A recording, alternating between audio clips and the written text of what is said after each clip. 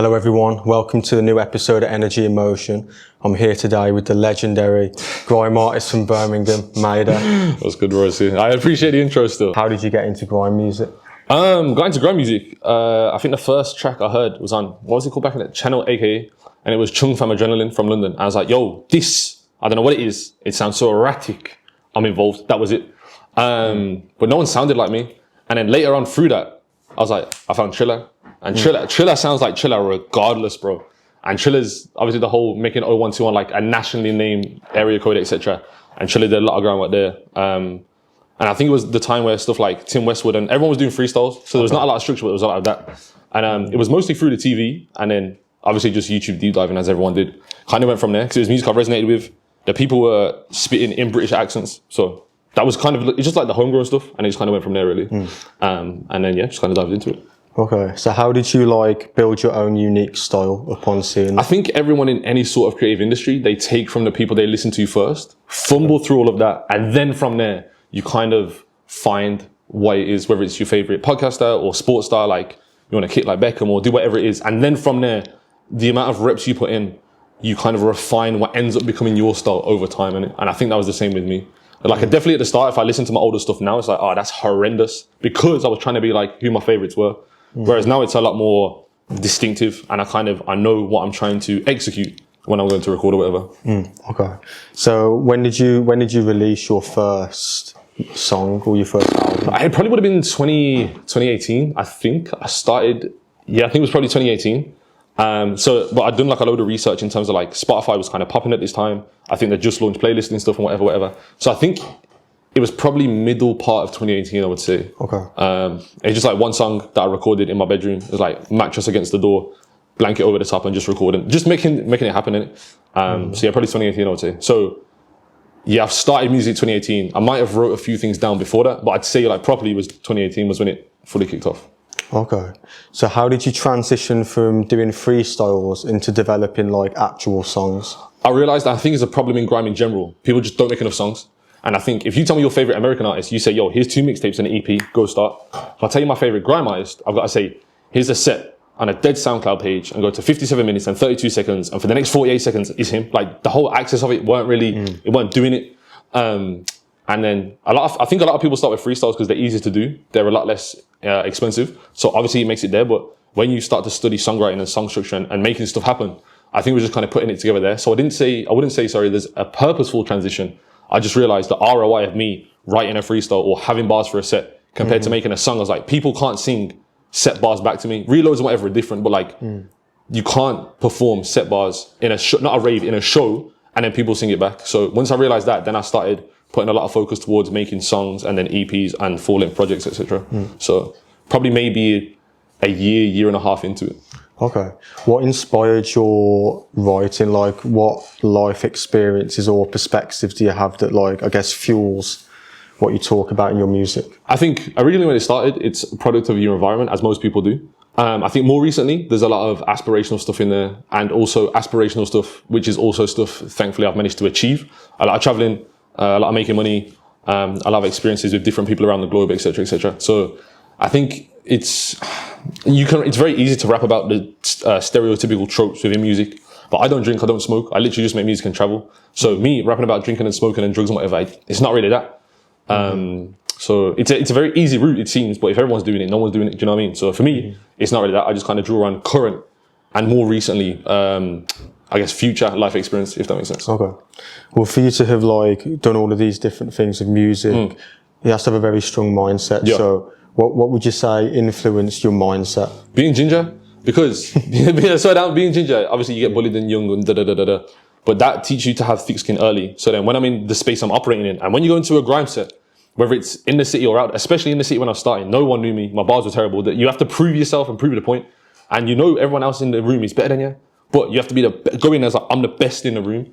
So I think having that mentality and then just the almost workaholism of just constantly working and iterating and refining and going back again, that kind of gets you, or at least got me to a point, it's like, okay, cool, this makes sense now. So I'd probably go from that. Okay. What advice would you have for creatives who are trying to go into that space and improve, but they feel fear around that? Quit, because if you're scared, yeah, you don't want it bad enough. Like everyone, if it's scared, yeah, cool, I get it, but you're wasting your own time, you're wasting everyone else's time in it. So if you're gonna be scared, cool, throw yourself into it. If it don't work in it. But I think people need to learn to pivot a lot faster. And when I say that, it's like you can sink money into a song, but if people don't like the song, you can't. No matter, money won't save it. And I think that goes for any sort of creative endeavor. So as long as you're happy that you've put your all into it and you've given it a good swing, and then you've decided it's not for you, cool. But if you got fear, just go into the thing. If you're scared to be on a grime set, go on a grime set and figure it out in it. Because most things that you're scared of as a creative, yeah, it's mostly just your own mind games. Normally, it's not as bad as it seems. Networking events, you meet one person, you meet another person, it kind of goes from there. And I think a lot of these, I was saying off camera, just they're a skill set that you build through doing the reps and doing it over time. And it's like, also, if you can't see yourself doing it in 10 years, then pointless, isn't it? And I say that, but like, people don't understand. They overestimate how long 10 years is and underestimate how short a year is. But once you actually get that time frame, it's like, okay, cool. I can really do this in 10 years when I'm 32 or 54. Like, once you understand that, you're fine. But if you can't see that far ahead, you may as well not start at this point. That's what I found anyway. A lot of people, since I've been doing it, they've come and gone. They were way better than me, or they were way further ahead.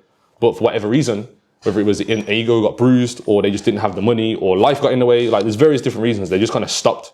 And I look at what I've already accomplished, and I don't think I could just now stop and say, I'm finished with that. It's so much work that's gone into it. So if you can't see yourself playing the long game, and it is a very, very long game, then you may as well not start the game at all. What I think as well is like, you have to learn from your own journey, like, because it all compounds on each other. Like only you know what works for you. Like, so when you're going along and you run into an obstacle, like what you learn from that, that's what's going to tell you how to tweak this and how to tweak this. Like, there's not really any courses or other people who are going to like give you the key or give you the answer to that. It's like, we have YouTube and there's blueprints and methods, but everyone, me and you can do the exact same things for the next year, and we'll have two completely different journeys, because just that's how the game goes, and we're different people. So yeah, you can learn from people and whatever, but like I said, the best way to learn is doing it, innit? And the more you do something, it's like going to the gym. You want to get stronger, you do more reps. You go to the gym more often, you eat regular, all those components. You want to be a better musician, write more songs, release more songs. A lot of people look at the numbers, and I get it, but it's like, you're going to get 1,000 streams and you want 10,000. You get 10,000, you're still not happy. So like, there's not an arbitrary number. People just keep pushing the goalposts. But if you fall, or if you're already in love with the process of like writing lyrics, making the music, recording it, shooting that visual, and doing all that, you'll never lose in it. So that's what I would say to that. So you're saying like they're all connected pretty much in some way? I think, yeah. And I think you have to get good at each part of the game you're playing and understand all the elements. It's like when people say, yo, I just want to release music, I don't want to do content. That's not a problem, but you have to temper your expectations that you're going to throw something out, it's going to get free streams, and you got to be happy with that, because you didn't want to stand in front of your phone and rap into your phone for 15 seconds. Like, if you don't want to do it, don't do it. And a lot of people don't understand that. Being a creative, you're a civilian. You don't have to be a painter. You don't have to be a rapper. You can you don't have to do it. It's like you're trying to do it for yourself, which is not a problem. But again, you have to temper your expectations of what you put in is what you get out in it. Do you know what I mean? How do you feel like people should sort of, I guess, build their own self-importance, whether that be through habits or what? When you say, like, extrapolate what you mean by self-importance? I feel like a lot of artists and creatives don't put their work out there because they don't feel like what they're doing is important enough. I think there is that, but I think going back to the question you asked me about fear, I think a lot of people are just scared. Because the thing is, once you put something out there, it's in the public domain. It's like, bro, everyone's going to cuss you or critique you or whatever, but you have to be ready for that. And again, when it's hard, it's like, because the normal process is you show your family and friends, they make you sound like the best rapper in the world, and then you put it out there, and one comment on YouTube just slews you, and you want to quit everything. That's normally how it goes, and that process continues over time. And the bigger you get, the more that's going to happen. But it gets to a point where you're so polarizing, you're going to have to expect people who like it and people who hate it. And if you can't deal with that, again, don't start. So I think it's not necessarily a level of self-importance. It's more like, I'm doing this for me, and I don't care what goes on. Like, yes, you want the external validation, and music is a game of other people's subjective opinions. But at the same time, it's like, if you're doing this for you, that noise doesn't, or at least shouldn't really matter as much. How did you get into going to different events and things like that? What sort of made you want to go into events? You have to, like, you know people online, which is great, but I've always been the firm believer of, until I've shook your hand or I've met you in the place or whatever, turning up is 90% of the battle. That's like the overarching theme. Until we shake hands or exchange a smile or whatever, then you don't really know people like that. And I think physically meeting people fully certifies that friendship, relationship, that whatever. So my whole thing was, I would just Google like Birmingham events, and like 2018, 2019, the city was dead in terms of events for like grime, which is what I operate in. There was no sets, there was no, like, everyone, like the older lot had just kind of disappeared, but there was no one really doing anything at that time. So we had nothing. So I was just going to hip hop events. I think the first person I ever met in like Birmingham was Lady Sanity. And this was the time, like 2018 to 2018 to 2020, I guess, before COVID, that hip hop in Birmingham, like on that underground level, just like there, like Taji was doing it, Sanity, Crate, there was a load of people doing it. So I would go there, and I know grime wouldn't be there, but like there was people who were adjacent to that. And then from there, then a lot of stuff started going on Instagram. Like I met Stretch DCM over Instagram. I mean, him started doing stuff. And then Trappy started putting on events, and then like Driz and RGG, they were clashing. So things were kind of going on across the city, and then it kind of came together at that point. So I think putting yourself out there more, you'll end up attracting the people you want to be around. And that's just through doing the work, especially with how, at least, because it's not social media anymore, it's more like interest media. So if you're interested in EDM music, you're going to get shown people who do EDM. And because of how stuff's like geo-located and tagged and whatever, you're going to get most likely shown EDM from people in your region, city, ends, whatever. So I think it's a lot easier to find people now. But at least back then, I was just doing the footwork like 6-7 days a week, sometimes just out from King's Standing into the middle of town, shaking everyone's hand, giving them my Instagram, and just making stuff happen in it. And again, if you don't want it that bad, you're not going to make it happen. But I didn't know what I wanted. I just know I needed to kind of be where I thought at least some people who would be adjacent to what I'm doing would be. So that was kind of it. Okay. How do you feel like the underground is today compared to how it was when you were coming up? I think there's just more stuff going on. Obviously, I've created some more stuff myself. The boys have started doing some music. I've started releasing. I release a lot of music anyway, so there's kind of that. But it's just doing it makes other people want to do it. Like when you make something cool, people want to get involved. So a lot more videographers, photographers, journalists. A lot more people have come out just because of the work that I'm doing and other people are doing. So I think just doing the work then was cool. But back then, I think the first major event that there was Trappy set up a clashing event in the park, and Driz and RGG clashed. But then everyone's been cool from then. But like there, it was like Trappy and T Rose knew each other. Driz and DH knew each other, RGG was there, me and Stretch knew each other, Kreese and like everyone was in their 2s or 3s, but I think that event was kind of what first introduced us kind of to each other on a wider scale.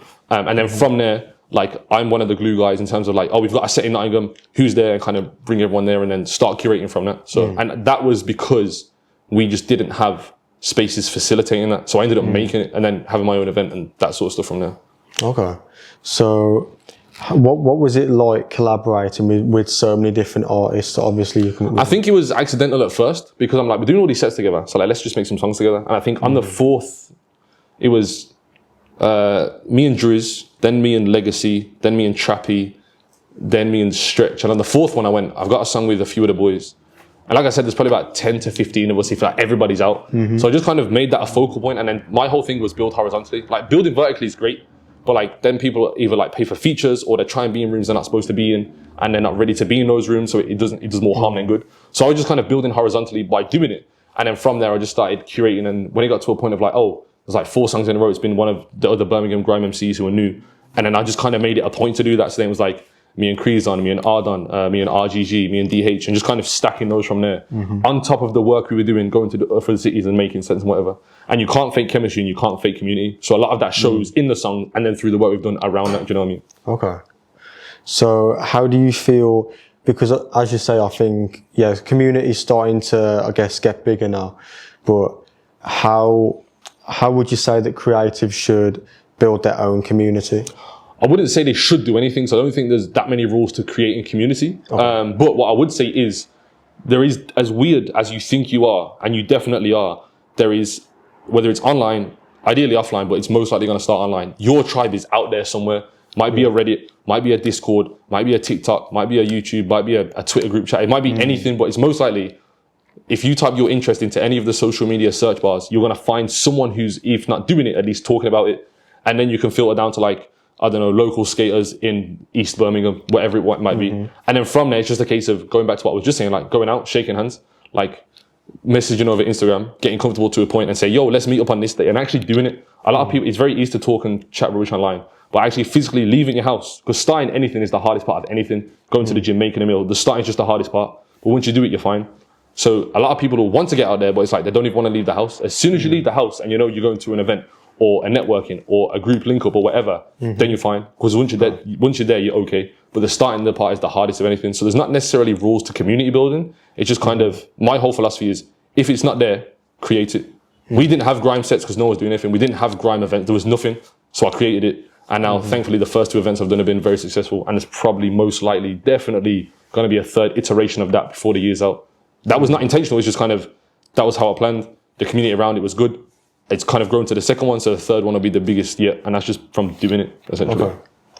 What are your future sort of plans around expanding what you've built so far in your career? For the Awful Lot Birmingham is the latest project I've got. It's a mixtape, and it's like there's a deluxe version because I met so many more MCs from November when I dropped it to this March. And that's like 17 tracks, 26 MCs and produced on there, and it's 100% Birmingham. So clearly the talent and the creatives there is just doing it. So in terms of Awful Lot of Birmingham, there's a few collaborations. I can't say too much because like there's logistics and what I have to work out, but there's a few bigger collaborations than that. My third event will be happening, in October. Okay. I'm working on something special for the year anniversary of the Awful Lot of Birmingham project, which will probably be middle of November. One more big kind of, I guess, pillar piece of content, probably end of January, early February 2026. And then I'll kind of reevaluate that 12 months and see what's next, if anything. Because even though it is a mixtape and it's kind of taken on the name of this new movement, this new era and whatever, it's also like the boys are doing their own thing. So even though ALB is like the umbrella term for like Trappy and Driz on Pen Game, or Kree's on doing his stuff with Gets and the Steez Factory, or what Ardon's doing, or T-Rose, or Stretch, the boys are still doing their own thing individually. It's just the ALB label is cool to kind of umbrella and encompass everything. But that can only go to a certain point because obviously people will do their own thing and whatever. So as long as I get the next event in October and that big landmark thing in January, February, I'll be happy to say this is enough of ALB and then kind of see what comes out of there. Because again, as I was saying, the work you do, just from doing the work, like when I posted the photos of the success of the second event, loads of people reached out to me and pictured me a load of stuff. Honestly, most of it was rubbish because they just saw that I was good at getting people there to be there. So they wanted to tap in. But there was a few things there that kind of piqued my interest that would make sense as a value exchange for both them and us. So cool. But again, that's just kind of talks at the moment. So the concrete things are event in October and a big pillar piece, I guess, in January. Outside of that, the rest is up in the air at the moment. I feel with like your mixtape, there's not a lot of people that are making a project where it sort of represents the area in a way with like a wide variety of like. I think you won't find anyone in the UK who's more passionate about being where they're from than a brewing. Like most people will just tell you they're from 0121 just because it's cool. Like you've got other countries, other cities on their coat, but like 0121 just sounds good. That goes back to Triller's work at the start, and like he made that a thing, and now we can say, and it really means something. It's like we was in London at Pen Game supporting Driz and Trappy, and like man in the audience as we were walking through, they're like, the Brum man are here. So it's kind of become like almost a cool symbol to like you're from Brum and we wear it, and it's patriotic sort of thing. But I think my whole thing was because I was already building horizontally, because I was just creating what I wanted. Like as a fan of like the older lot, I wish there was like a big Invasion or Stay Fresh mixtape or something with all of the money. There's not really there. So I just thought, when we look back and the people who come after me, they're like, we had ALB to come up on because it was like, and it's also the people on ALB, you won't really get them anywhere else because you got like Jason Spades and Shake who are like, they're grime, but they're like all grime. But then they're on the same tape as like Kreezon and T-Roads. You won't get that in any other things just because I've become such a glue guy and networks kind of up and down the city. It's like I can bring these people together in a space where they may not be. And I think calling it Awful Lot of Birmingham was just because there is an awful lot of Birmingham on there. That's really it. But the fact is very representative of where I'm from and the boys are from. I think that's kind of like a cool flag to bear per se. But a lot of people also make Birmingham their sole identity, and then that's kind of it. And I don't want people to fall into the trap of, I'm from Birmingham. Okay, but what else? Because a lot of people do that and then they kind of get lost in it. But you have to have like an extra dimensional element to, I'm from Birmingham, but I've also got this going on and whatever. So that's kind of how it goes. So you're keeping like your identity separate from the area? Yeah, so like for example, last year I went mad viral, like worldwide viral with a lyric about Canva, 53 million views, whatever. So I worked with Adobe and Canva off all of that. So when I was performing in South Korea, out there they knew me as like, that's the Canva guy. But in the city, everyone's like, yes, Mayday, ALB. So even though I had such a massive moment, and that was a massive moment, even I've made this mixtape and it's like, okay, cool, I'm onto this thing now. So a lot of people get a moment and they are then defined by that forever. Long day, because when you can't break out that long day. But because I'm just doing the work, ALB is now the thing. There'll be something after ALB. I'm quite confident because I'm going to make it in terms of the project that'll be after ALB and whatever. But currently right now, enjoying the present and just doing the work. It's like right now is the ALB thing. This is what's going on. This is what represents the city. And I think with all the attention that the boys are getting individually, them being on this project and then like just the ecosystem and the flywheel of finding other MCs from that project, it's going to be a very good reference point in 5 to 7 years when you look back and say, the boys were on Pen Game or T-Rose was doing this, whatever, but they were all on this one project. And even though it's my project, everyone's got equal splits in the project, same things, whatever. It's going to be a great reference point. Like this was the catalyst that made Birmingham get hot again in grime or whatever. Obviously there's various different points, but as a reference piece, as a project, for me, that's the project in it. And I think I've said to the boys, like, we just need more projects across the board in general. Because as a fan of the older lot, I just wish there was more projects from Jay, Mayhem, Socks, Daps, Leisha, you know what I'm saying? So I'm just making as a fan, I wanted to hear from my people, my favorites. So that's just kind of what I'm doing. And then if the next people who come after me take after that, cool. I think a good point you made was about pivoting. I feel like you've always got to just keep creating something new, because if people only attach one thing to you, people start subconsciously labeling you that in their minds. And that's not a problem, because like if you find me from a clash I've done and then you only expect clashing from me, you're going to be very disappointing because I'm not really doing that. But it is very good that it's just a natural part of a journey. Like your favorite YouTubers from 10 years ago, you don't watch them anymore, but back then they were your guys but they've now pivoted into whatever else they're doing. You like them, but you don't like them doing that, so you've left. But them doing that, other people have found them. So because you keep going on your journey, a lot of people who may found you from the one access point and then have left your ecosystem, they may come back later on, they may not. But when one leaves, normally new people come in. So like a load of people found me from Canva, but then a load of them have left because they only came for that solitary clip or the song. But then a load of people who've come in way after Canva, it's been like a year now. A lot of people have found, the ALB mixtape, and then become fans of me through that. So because you constantly showing up in real life to shake hands, you have to constantly be showing up online. Some people, they can do it daily, 3 times a day. It's not that, it's just being there. So I think the constant presence of doing it. And I think as well, in this current era, it's very hard for you to have the power to be mysterious and go away and then come back. When you have, like at our level, when there's not that much going on. Obviously the bigger people can do it, but currently right now, with how fast attention moves, it's very hard to do that. So for me, and I'm cool with playing the game of like, I'm there, I'm constantly there. If I don't post, there's a story. If I don't, there's a feature with X, Y, Z and stuff going on. And you have to be strategic in planning that as well. But some people aren't, and they don't kind of last. I think it like breaks you into new audiences as well. Like say with that Canva thing, like now people from like, I know your international stuff with the music. Yeah. So I did international stuff before that. So like I've got projects with, I made an entire album out in Korea that came out this year. Made an entire EP with all the big Brazilian grime artists in 2022. But then like the Canva clip, I've got people from everywhere from Kazakhstan to Puerto Rico saying about Canva and whatever. I'm just a kid from Kingston in Birmingham. But like that clip has reached literally the best part of 170 countries or something. And I think there's only like 200 in the world. So it's out there, innit? But yeah, I think it's just a global reach of just turning up. What was your, can you detail more your actual like experience working with Canva and Adobe? But that's the thing. So basically, the whole story of Canva is, I did this set in Sigil Radio, and at the time, Sigil was only 3 months old. It was some top of the rooftop in Moseley at the time. And Medley, my DJ, his DJ crew, I got a set on there for like the 3 hours, so we run his set. So I've done that, I've spat the bar, set's done, whatever. Sigil have posted it on their TikTok a month later, and it's gone. It's like 20,000 likes in the first day. So I'm like, okay, there's definitely something here. So I took the video, posted it on my own Instagram, and it just went from there. The original clip has, at the time, it had like 4 million, so it got Canva's attention. Canva DM'd me saying, yo, let's work. I messaged them. Then as a businessman, they didn't respond, so I followed up 3 days later, and then another 3 days later. And for me, it's like 3 follow-ups. Cool, whatever. People are busy, they don't care. So then that happens. Then I got to South Korea as the clip's going on and doing its thing. It's like whatever. And then I spoke to Bliss, because Bliss had a knack for going viral during that year. I went, what do I do with this clip? Like, it's kind of slowing down. I was like, post it again. I was like, all right, cool. So South Korea is 9 hours ahead of Birmingham. I've posted, clearly I scheduled the clip for like a month in advance. It's like 2 a.m. in South Korea, my phone starts pinging. The same clip has gone again. The second time, Adobe have commented like, yo, let's collaborate on the next one. So I spoke to Adobe, was speaking to the UK team. That didn't really work out. They put me to the US team, worked out. And then Adobe paid me to do an advert for Adobe. That Adobe advert then goes viral. So then that's all happening. And then they flew me out to Miami to like be at the Adobe conference and work with all of them and got paid for that and whatever. Yeah. And I will say, and then Insta360, the cameras, they found me from Adobe and said, can you make an Adobe advert for us? And so all of that came up just putting myself out there and doing the work. And it's just me managing everything. But it's like, some of the brands were cool to work with. Some of them, it was like 150 emails deep just to get the content approved. But again, everyone has different processes and whatever. But the whole thing, just pivoting on my own, navigating on my own and just doing it.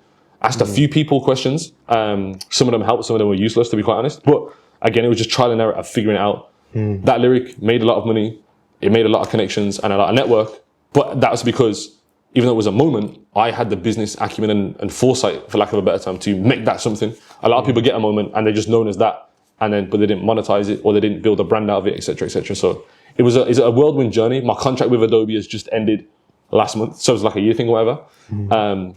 But they sponsored the first event I did at Bene.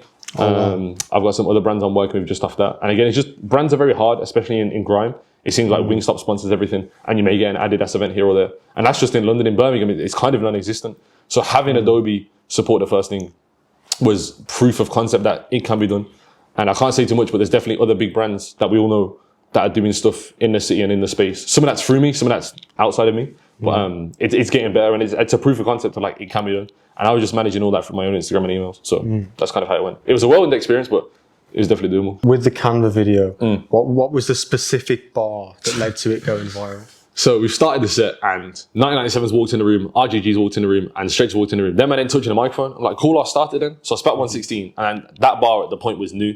So I tested it, and I said, how can I take investment advice from a man with artwork made on Canva? Now, the whole thing with that is, it kind of went viral because the DMs I was getting in the comments, people were like, yeah, man, I like Figma, I like Photoshop. I was like, I don't care. But people kind of just sided with it, and that's why it worked. But the origin of that was, a friend was trying to tell me about Bitcoin and that. I was like, bro, you don't pay for your Canva account. How can I take your investment advice? That then became the lyric. The lyric then became, because I still think there's bigger and better bars on the set. You can't argue with the internet though. So 53 million views later, the internet said the Canva bar is the one. And then it got the remix with Badger and T-Face and et cetera, et cetera. So, but that was just that one. And there was a whole verse after that. But at the time, it was that one bar, the first bar of that 16 verse. Then I went home, went to studio, added another 2 verses on it, and then made it the song, and then dropped that like 3 days after or whatever. So again, that's just pivoting fast. I saw it. Get it cracking. That's a good bar, man, because people actually do give crypto advice and they have no money. Man, get turtlenex, Yeah. Start standing in front of whiteboards and start telling you how to save for pensions. Shut up, bro. You don't know what you're doing, bro. You watch the YouTube tutorial, stop it, man. You're wasting my time. That's true. That's real. I think that's also like, it's relatable and applicable, which is why it kind of carried itself as well. The people are tapping in. They've known of me for ages. We've spoke many a time, but it's only they're saying now, oh yeah, your thing's cool.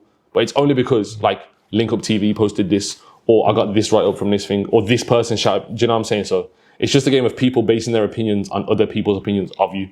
Okay. So but a lot of people live and die by that, which is kind of why they give up in here and there. But I'm like, I'm doing it regardless. I'm sick regardless. If you're with it, safe. If you're not, cool. You'll come around eventually, innit? Okay. What? Just going back to something you said earlier, you touched around live performances. How did you get into doing live performances? Originally, it was like most people, I would do open mics to maybe the bar person who worked there and a friend if I could get them along. Grime is different because a lot of us thrive on the live genre of being sets and being the best in a room and etc. Okay. And a lot of that was just networking. And then a lot of people miss this massive trick, but it's like, if you want to perform at that show, go to that show. Like actually go there, be in the audience, figure out who's there, support the thing first, and then ask, yo, who's the promoter or how did you get booked for this? And most people, because they're trying to do the same thing, they'll tell you. And if not, you just have to be savvy enough to reverse engineer an Instagram post and then find out who got tagged and then the photographer, who got booked by this person, this is the venue. And like, it's not that hard. And if you want it, you'll figure it out. And then from there, it's having songs. A lot of people say, yo, I want to get booked, but they can't do a 10-minute set. They've got 2 songs and bare bars. Pointless. Like, it's not a rave, it's a show.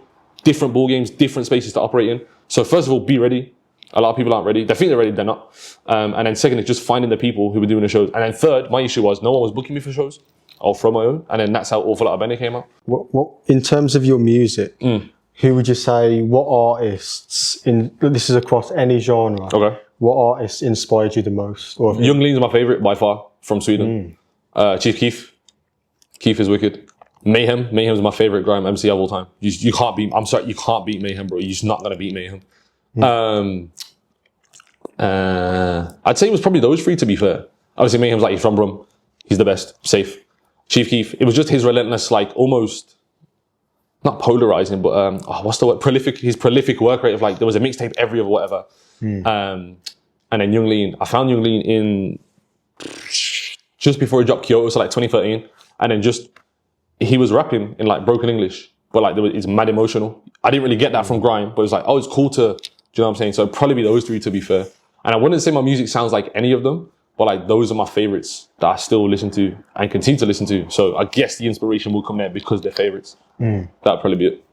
Yeah, Young Lean's very unique because, yeah, his style. He's just a product of the internet as a Swedish kid finding American media and then just making it his own thing. So I think that's cool. And like I said, I thought the video for Kyoto, they shot in Japan. They just shot it in Amsterdam. But like that level of creativity, you weren't getting from grime because during that period, grime had kind of gone commercial. But then we took it back in Birmingham and there was like sets and everything every other week. So I had that, but there was no songs from that. Whereas Young Lean was making songs. And then, like I said, Chief Keef just had tunes for days in it. So that's kind of it. So how how do you go about getting international gigs and international concerts? One, just doing the work. Two, just Instagram DMing people in their language as well. Man, a Korean, if I'm chatting to them in English, it's not going to work. I don't care if they speak, it's not going to work. And I think, because I travel a lot as well, when I travel, regardless of the country, I'll learn manners and greetings. That normally gets you through about 90% of conversations. And if it doesn't, the act of you trying normally makes the local person a bit more reciprocating to whatever it is you need help with, etc., etc. So I just took that approach and took it to the DMs. I was aware of Brazil's Grime MCs mid-2020 with Fabem, Cersvi and Fleezus, and they did all of that Brime stuff and whatever. So I just reached out. I was like, it's cool. We never did anything until 2 years later. But like, I just reached out. Again, going back to what I was saying earlier, if you think something's cool, if you think something's cool, tell people that it's cool, innit? So I did all that. I got some songs with Turkish people, Tunisian. And again, it's just, I see it, I like it. I tell them, let's work.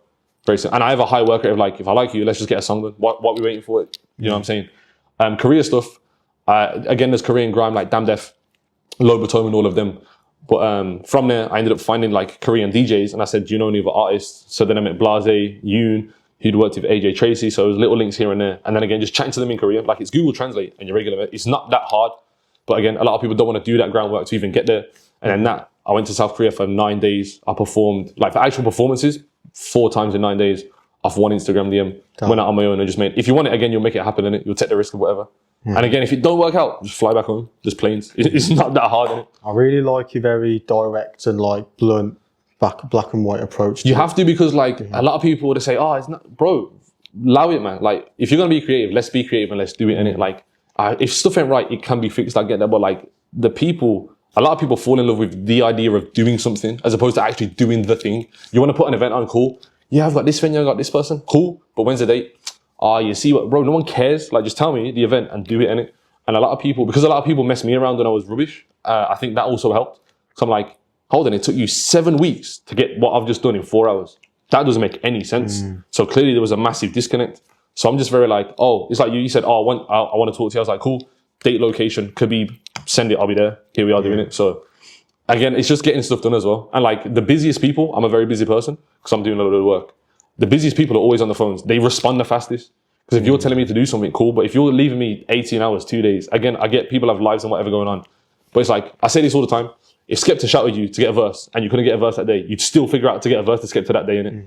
If people took that approach to everything they were doing, a lot more stuff would happen. And again, in the city in general, where I think it's kind of, even though we're doing a lot, I think people just aren't releasing enough music and not even collaborating, which is part of that. I think a lot of that can be done by people just saying yes and booking a studio and turning up and actually doing it. Do you know what I've boiled it down to? Priority.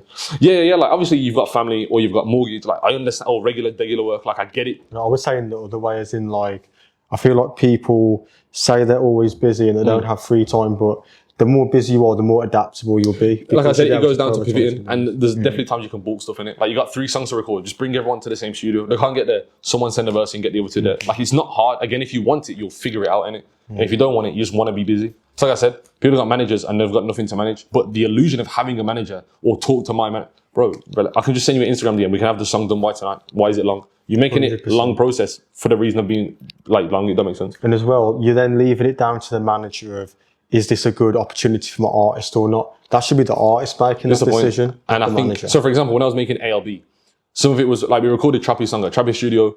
Driz one was there, me and Straight at my studio. Ardan sent his verse, Vante sent his verse from other studios. But what I would do, and this is how I always collab, if I want you on a song, I've got the beat, I've put my verse or whatever it is I'm on it, I've sent it to you. All you have to do is send me back your raw vocals and then my engineer mixes it. Then the big part of the process, the 95% of the nitty gritty work they don't want to do, they don't have to because I'm taking care of it. And I think me offering to take care and doing the work, which alleviates the responsibility from them, is also why I'm able to get out a lot of collaborations faster as well. So if I say, it's like when people say, yeah, let's link up. You don't link up. It's like the stuff, the meme of never making it out of the group chat because no one actually sticks to stuff in it. But if I say, yo, I'm going to be here this week, I'm going to shoot this and do this and that, safe. So, but I think because I carry myself as such, when people end up working with me, they also understand like, okay, this is it's not like a military operation, but it's very precise of like, we've got this deadline. And creatives in general don't set enough deadlines. If you set a project like it's got to be done in 2 weeks or else you're going to get the project done in it. But then it's like 4 months later and man's like, yeah, I've got 4 bars down for the verse. That makes sense.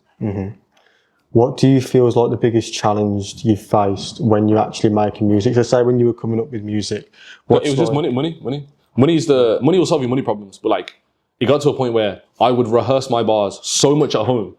For a 1 hour session, I was able to record 3-4 songs because I ain't got money to sit there, spend and burn, chatting and writing in the studio when I know there's a geezer breathing down my neck and he's going to be here in 45 minutes and I got to record and I got to retake, you got to do this and that. It don't make any sense.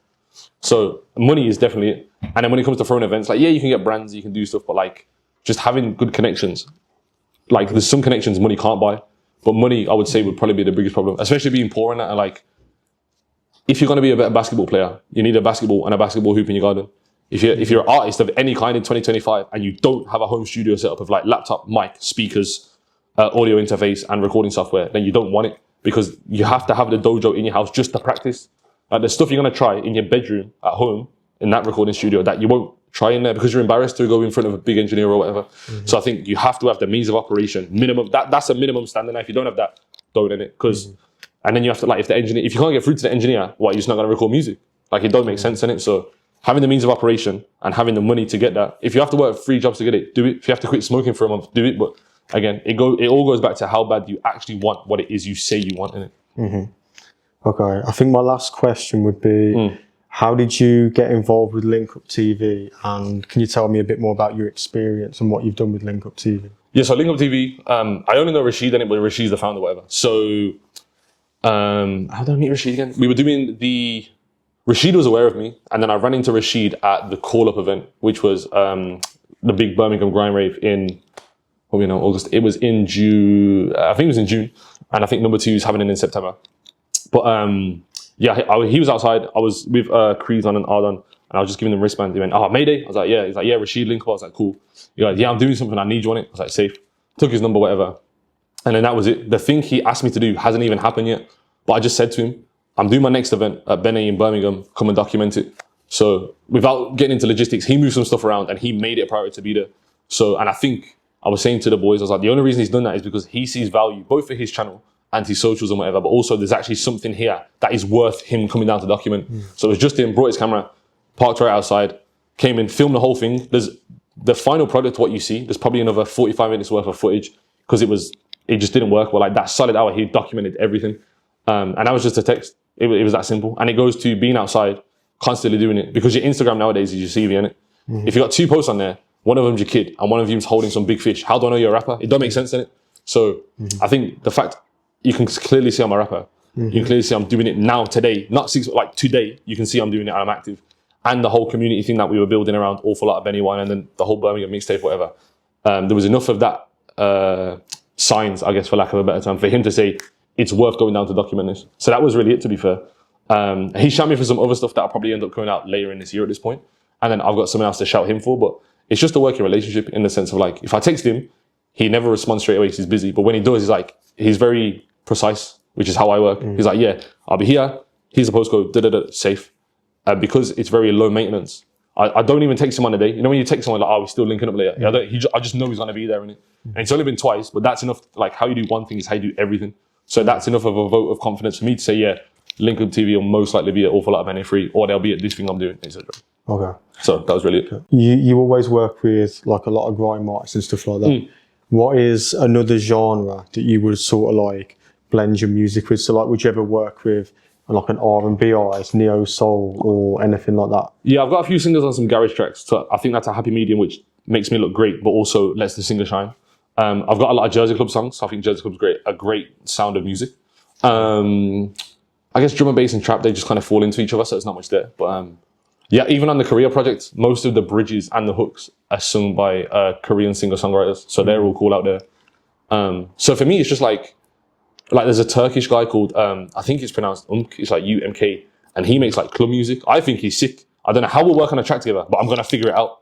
Because like I said, if something's cool, just tell him it's cool and you'll do it. But yeah, I don't think there's a limit per se. It's like, I know what I sound bad on, so I'm going to avoid that. But if there's a way you can blend certain sounds or people or whatever, then I'll normally figure out a way to do it. So that's kind of how it goes. But I think grime, it's like mostly 99% MCs. There's a few, like Daps is a great example. Daps a grime MC, but Daps can sing. Like me and him, we could do a track that's that, but he could do like his R&B thing on it. Like there's various examples, but Yeah, few and far between, I would say. If there's one artist you could work with, who would it be? I mean, my favorite artist is Mayhem, innit? And he's on Secret Weapon. So I kind of got that one in the bag. It would probably be Young Lean, to be fair. Like I said at the start. Yeah, I've got Mayhem, so it'd be Lean or Keith. That's what I'd say. It will happen at some point. I don't know when. They don't know when, but it's going to happen. I don't know when, but it'll get there. Perfect. That's it. So this has been an episode of Energy in Motion with Mayday. Yeah, man. And you can find him on socials at Mayday Mayo. That's it. Awful lot of Birmingham mixtape out now. Good introduction, good conversation. Callum, good conversation.